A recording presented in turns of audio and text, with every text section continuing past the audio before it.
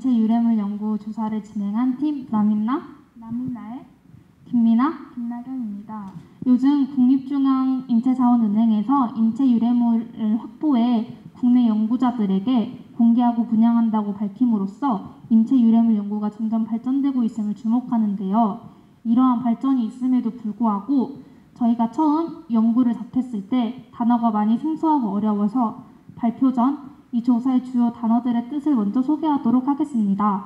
먼저 인체 유래물이란 인체로부터 수집하거나 채취한 조직, 세포, 혈액 등의 인체 구성물을 뜻하고, 인체 유래물 연구란 수집하거나 채취한 인체 유래물을 연구자가 직접 분석하여 수행하는 연구를 뜻합니다. 저희가 이러한 인체 유래물 연구에 대한 관심을 키우게 된 계기는 학교에서 진행하는 직접 완두를 키우며 자가수분을 하는 랜드 프로젝트였는데요. 이 프로젝트에서 완두의 DNA 이전에 대해 배우며 완두 또한 유래물에 해당한다는 것을 알게 되었습니다. 인간의 신체 일부부터 식물까지 종류가 다양한 인체 유래물을 연구에 사용할 때 생명윤리 근거 여부에 대한 사람들의 인식이 궁금해져 이 주제를 선정하고, 사람들은 인체 유래물 연구가 생명윤리 관점에서 어긋나지 않을 것이다 라는 가설을 설정하여 2022년 5월 11일부터 13일까지 약 3일간 목포 지역 고등학생 100명에게 온라인 설문을 발송하여 모여진 데이터를 활용해 통계 분석을 실시하였습니다. 그렇다면 학생들은 인체 유래물 연구에 대해 어떻게 인지하고 있을까요? 학생들은 인체 유래물 연구를 모르고 있었다에 91%로 상당히 많은 응답수를 보였으며, 알고 있었다에는 9%로 현저히 적은 응답수를 보였습니다. 이를 통해 대부분의 학생들 사이에서 인체 유래물 연구는 친숙하지 않고 인지도가 낮다는 점을 알 수 있었습니다. 첫 번째 질문과 용어만 다르게 본인의 DNA나 항원, 항체 등이 연구에 사용됨에 대한 여부를 물어보았는데요. 연구에 사용될 수 있다는 것을 알고 있는 응답자 수가 33%로 이를 통해 용어에 대한 친숙하지 않음이 응답 비율을 달라지게 하는 요인으로 작용한다고 분석할 수 있었습니다. 하지만 여전히 연구에 자신의 DNA 등이 사용되는지 모르는 응답 비율이 사용되는지 아는 응답 비율보다 높으므로 현재 인체 유래물 연구에 대한 학생들의 인식은 여전히 낮다는 것을 알 수 있습니다.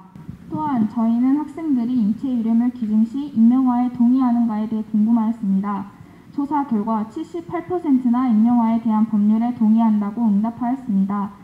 이 중 상당한 응답 비율로 개인 유전자 정보 노출을 방지하는 차원에서 익명화에 동의하였으며, 2%의 가장 낮은 비율로 과태료 부과 방지에 대해 답하였습니다. 또한 익명화에 대해 비동의한 학생들의 의견까지도 수합하여 조사를 진행하였습니다. 비동의한 학생의 22% 학생들 중 절반 이상의 학생들이 기증자의 유래물 악용 위험이 증가할 수 있음에 응답하였습니다. 아무래도 익명으로 연구가 진행이 되기 때문에 기증자의 유래물이 연구 목적과는 달리 사용될 수 있어 악용 위험 증가에 대한 학생들의 우려가 보여짐을 알 수 있었습니다. 반면 기증자의 개인 의사 존중에 대한 의견은 11명도 채 되지 않는 아주 낮은 비율로 응답하였습니다. 그리고 최근 질병관리본부에서는 보건의료의 패러다임이 예방 및 맞춤형 치료로 변화함에 따라 인체 유래물 은행 활용이 극대화가 될 것이라고 전망한 바가 있는데요. 이렇듯 향후 인체 유래물 연구를 통해 기대되는 점을 학생들에게 최대 2개를 선택할 수 있게 하여 설문을 진행하였습니다. 그 설문 결과 89%가 질병 원인 규명을 응답하였고, 그 다음으로는 유전병 치료가 높은 비율을 차지하였습니다. 이 결과를 보아 많은 학생들의 인식 가운데 인체 유래물 연구의 쓰임이 치료를 목적으로 사용됨을 알 수 있었습니다. 또 인체 유래물 기증자로부터 얻은 모유 샘플을 아이에게 건강하게 전달하는 모유 전달이 가장 낮은 비율을 차지했다고 확인할 수 있습니다.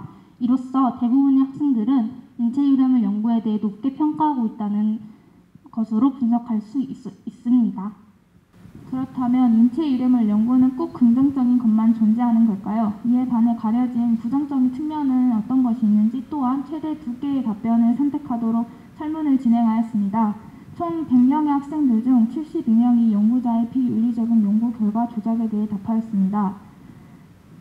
연구자의 주관적인 생각이 반영된 연구 결과를 추출한다는 우려가 있다는 점입니다. 그리고 연구를 진행하기 전에 기증자의 서면 동의가 필요한데 이 절차를 생략할 시 문제가 일어난다는 점이 그 다음으로 높은 통계가 나왔습니다.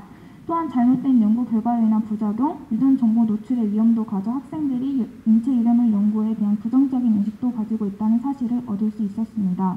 인체 유래물 연구의 부정적인 측면을 통해 이에 더욱 자세하게 조사하기 위해 연구를 진행하기 앞서 실행되어야 하는 우선순위에 대해 물어보았습니다. 순서대로 관련 법 강화, 연구자의 생명윤리 의식, 기증자와 연구자의 사전교육 실시, 미디어 홍보 순으로 통계가 분석되었는데요. 이 분석을 통해 기증자의 동의서가 필요한 인체 유래물 연구의 절차를 생략하는 문제사항을 사전에 방지하기 위한 법 강화와 이와 비슷하게 사전에 연구자들을 대상으로 생명윤리 의식을 증대시켜야 한다고 생각하는 학생들이 많았고, 연구의 목적, 진행 방식, 과정들을 설명하는 사전교육의 실시, 보다 더 보편적으로 활성화되기 위해서 시행하는 미디어 홍보 순으로 통계가 분석되었다는 것을 알 수 있었습니다. 마지막으로 학생들에게 인체 유래물 연구 진행이 생명윤리에 근거하는지를 물어보았습니다. 이에 다수의 학생들이 85%의 높은 비율로 어긋나지 않다고 답했고, 이는 처음에 저희가 세웠던 가설과 동일하다고 볼 수 있습니다. 설문조사 결과를 통해서 대부분의 학생들이 인체 유래물에 대해 잘 인식하지 않고 있었기 때문에 학생들을 대상으로 하는 교육적인 측면의 영상 소개나 수업 진행 등과 같은 방안이 마련되었으면 하는 생각도 들었습니다. 또한 인체 자원 확보 활용에 대한 가이드라인을 체계화하고 유전 정보나 정보 빅데이터화를 위한 관련 프로그램 고도화를 위한 노력 계속해서 필요하지 않을까 제안해 보고자 합니다. 마지막으로 조사 활동을 통해서 유래물 연구에 대한 사람들의 의견도 들어보고 저희의 생각을 정리하며 관련 지식을 쌓을 수 있었던 것 같습니다. 지금까지 들어주셔서 감사합니다.